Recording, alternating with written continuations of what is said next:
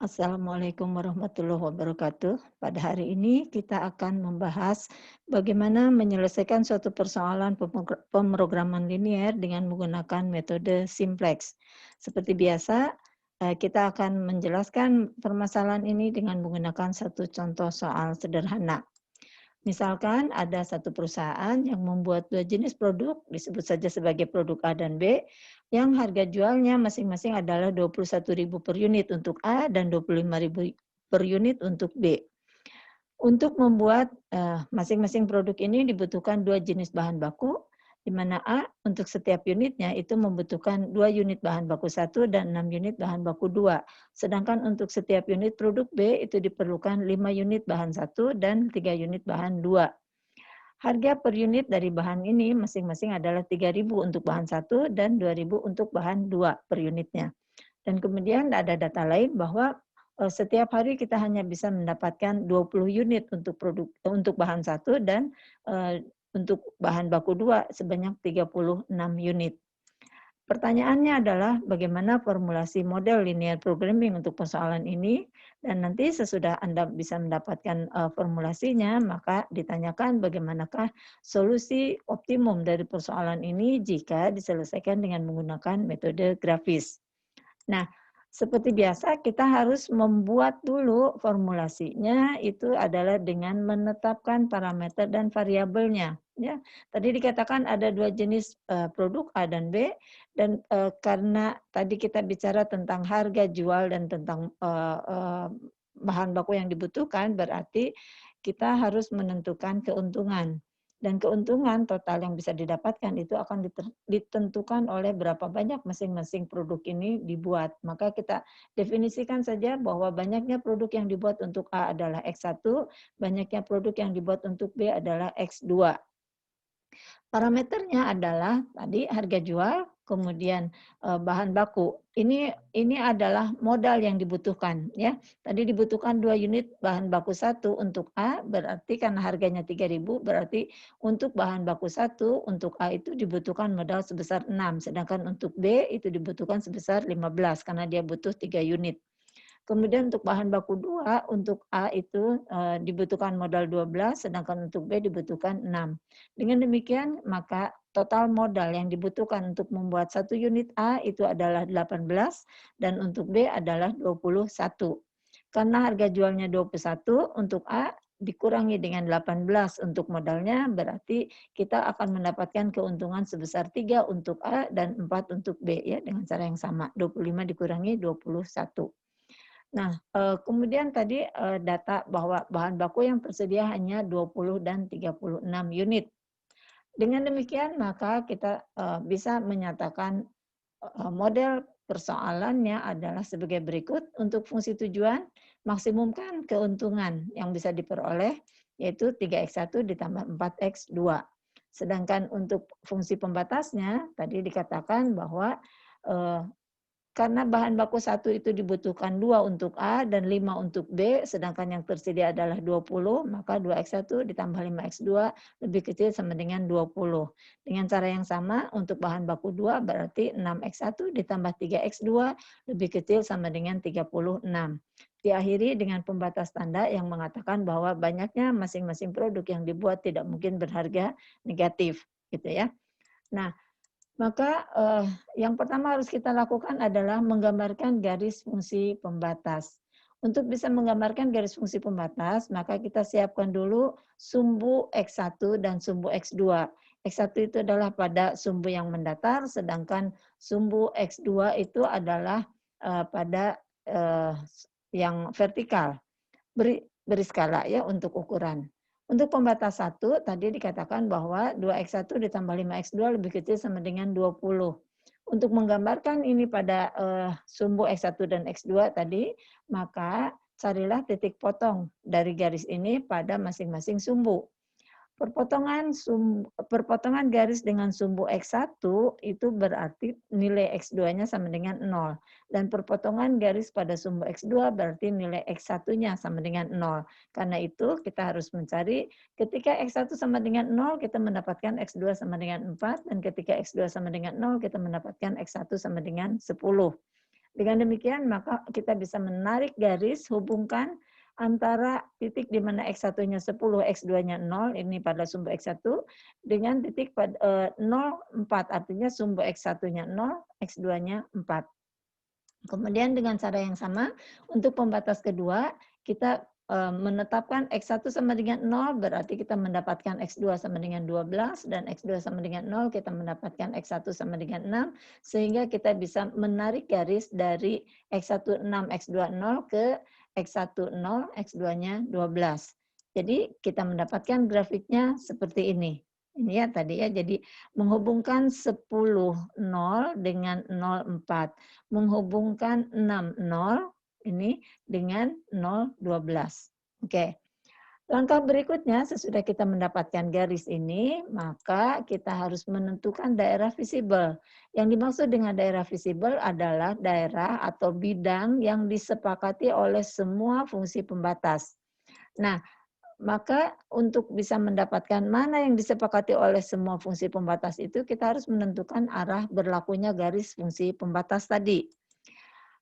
Kita mempunyai pembatas tadi ya, pembatas pertama 2x1 ditambah 5x2 lebih kecil sama dengan 20. Tadi gambarnya sudah kita punya, lalu arahnya kemana? Arah garis itu hanyalah ke kiri atau ke kanan, atau ke atas atau ke bawah. Tidak ada arah lain ya. Jadi kenapa dikatakan kiri kanan atau atas bawah? Ya tergantung kepada kemiringan dari garis itu. Nah, untuk garis yang pertama tadi ini kita mendapatkan bahwa kalau arahnya ini tadi ke atas atau ke bawah begitu ya, ke atas sini atau ke bawah sini, tapi yang mana yang berlaku kita cek. Mengecek arah garis itu adalah dengan kita menggeserkan masing-masing garis yang akan kita cek tadi. Ini kalau saya membuat garis duplikat ya, jadi garis yang sejajar arah ke atas, maka satu saat mungkin kita berada pada titik ini. X2-nya 0, maaf, X2-nya sama dengan 5, X1-nya sama dengan 0. Atau kalau kita melihat pada sumbu X1, ketika kita menarik garis ke atas ini sejajar, berarti nanti satu saat kita akan mendapatkan titik di atas 10 ini, entah pada titik manapun ya, tapi sesudah 10.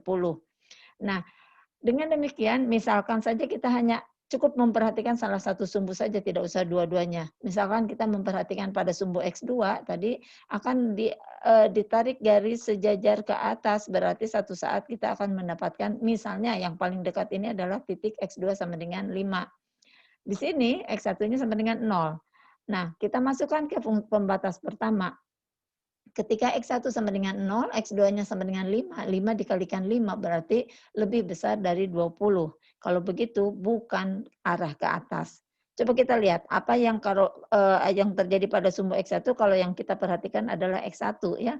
Tadi ditarik garis ke atas itu berarti satu saat kita akan berada pada misalnya saja ini titik 11. Jadi di sini X2-nya sama dengan 0, maka 2 dikalikan 11 itu adalah 22, tidak lebih kecil dari 20. Dengan demikian yakin bahwa arahnya adalah ke bawah sini. Ya, yang berlaku untuk garis pertama, untuk pembatas pertama, garis biru ini. Dengan cara yang sama kita mendapatkan bahwa arah berlakunya untuk pembatas kedua, yang merah ini, adalah juga ke kiri. Dengan demikian, maka semua titik yang ada di sebelah kanannya garis yang merah ini bukan bagian dari daerah visible. Semua titik yang ada di atasnya garis biru ini juga bukan daerah visible. Tetapi bukan hanya itu, kita juga punya pembatas ini yang mengatakan X1 dan X2 tidak boleh negatif. X1 ini, sumbu X1 ini berharga positif jika dia berada di sebelah kanan dari sumbu X2. Ya, tetapi dia akan berharga negatif jika berada di sebelah kirinya. Nah, karena X1 harus positif, berarti semua titik yang berada di sebelah kiri dari sumbu X2 ini bukan bagian dari daerah visible. Dengan cara yang sama, karena X2 itu akan positif jika dia berada di atas sumbu X1, maka semua titik yang berada di bawah sumbu X1 itu bukan bagian dari daerah visible. Dengan demikian, maka Kita tahu sekarang bahwa daerah visible-nya itu dibatasi oleh di sini ya, pada sumbu X2 itu di sini, pada sumbu X1 itu di sini, kemudian karena kata yang merah itu harus di sebelah kirinya merah, maka dibatasi oleh garis merah sampai di sini. Mengapa sampai di sini? Karena yang biru minta ada di sebelah bawahnya biru di sini ya. Jadi apa yang ada di atasnya biru ini tidak berlaku, maka ini. Dengan demikian maka daerah visibelnya itu di atas ini dibatasi oleh garis biru, di kanan oleh garis merah, di bawah oleh sumbu X1 dan di sebelah kiri oleh sumbu X2. Untuk memudahkan maka kita beri nama saja ya titik-titik ujung ini. Yang, pertama ini adalah titik nol atau titik O, sama saja ya mau nol mau O, yang menyatakan bahwa di sini X1-nya 0, X2-nya pun 0, gitu. Nah, maka sekarang kita sudah memberi nama setiap titik-titik ujung, ini seluruhnya saya beri nama, kemudian dengan demikian maka yang namanya daerah visible, yaitu daerah atau bidang yang disepakati oleh semua fungsi pembatas itu adalah ini, O, A, C, D. Itu ya.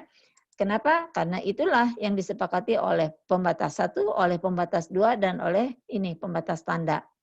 Nah, adapun ini si bidang CDE itu disepakati oleh yang merah tetapi tidak disepakati oleh yang biru karena biru maunya ke bawahnya.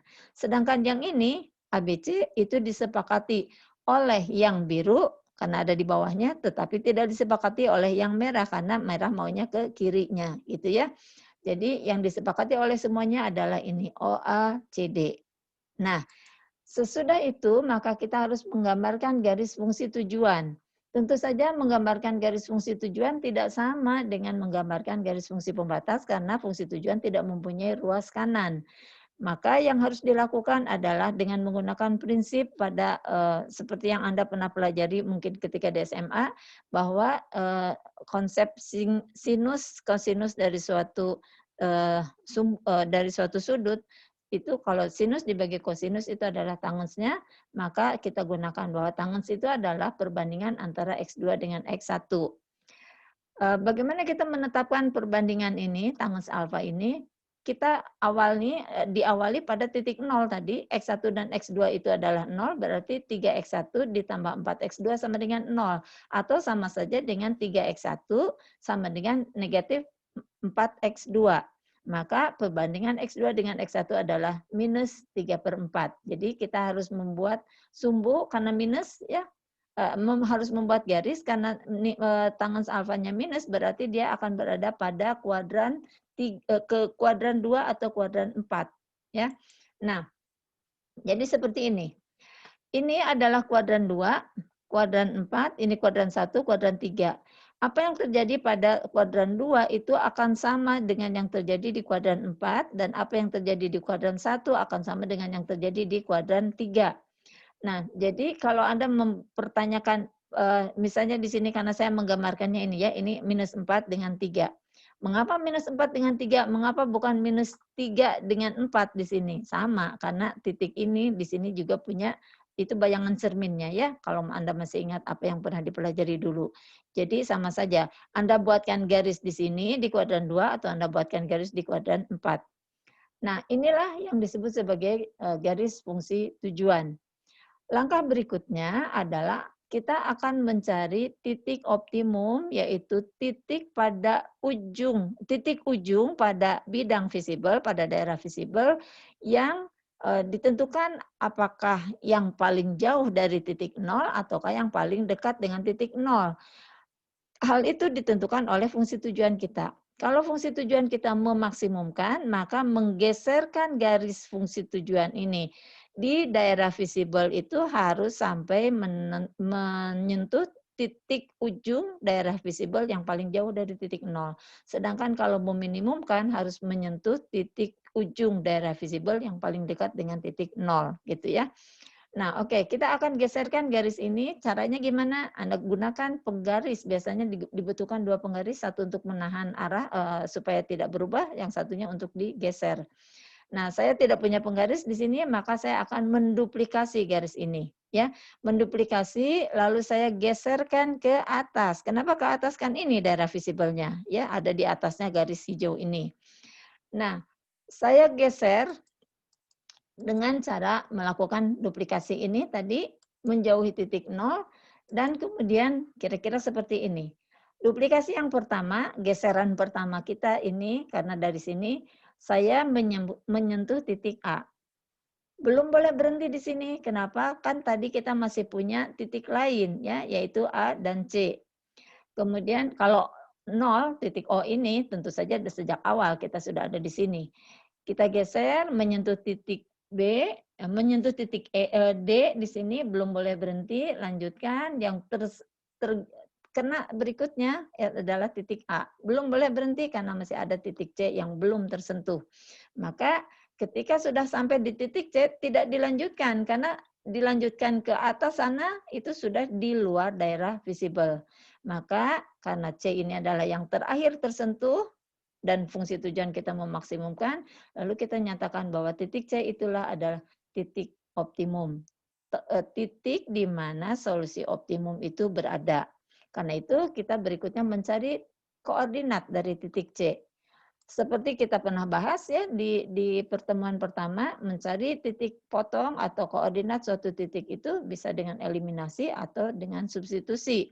Mengapa? Karena kebetulan titik C ini berada pada perpotongan garis biru dan garis merah. Hal ini tidak selalu terjadi ya. Jadi solusi optimum itu tidak selalu terjadi pada perpotongan garis-garis fungsi pembatas. Boleh jadi titik optimumnya ada pada sumbu X2 atau mungkin pada sumbu X1.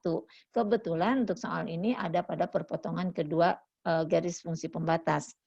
Lakukan eliminasi atau substitusi, maka kita akan mendapatkan titik koordinat C ini adalah 5, 2. Artinya X1-nya 5, X2-nya 2. Dengan demikian, maka kita bisa menyatakan sekarang solusi optimumnya adalah buatlah produk A dinyatakan dengan X1 sebanyak 5, produk B dinyatakan dengan X2 sebanyak 2 unit, sehingga total keuntungan yang bisa diperoleh adalah 23. Demikian penjelasan tentang bagaimana kita mencari solusi optimum suatu persoalan linear programming dengan menggunakan metode grafis. Mudah-mudahan jelas dan Anda bisa menyelesaikan soal yang saya berikan. Terima kasih. Assalamualaikum warahmatullahi wabarakatuh.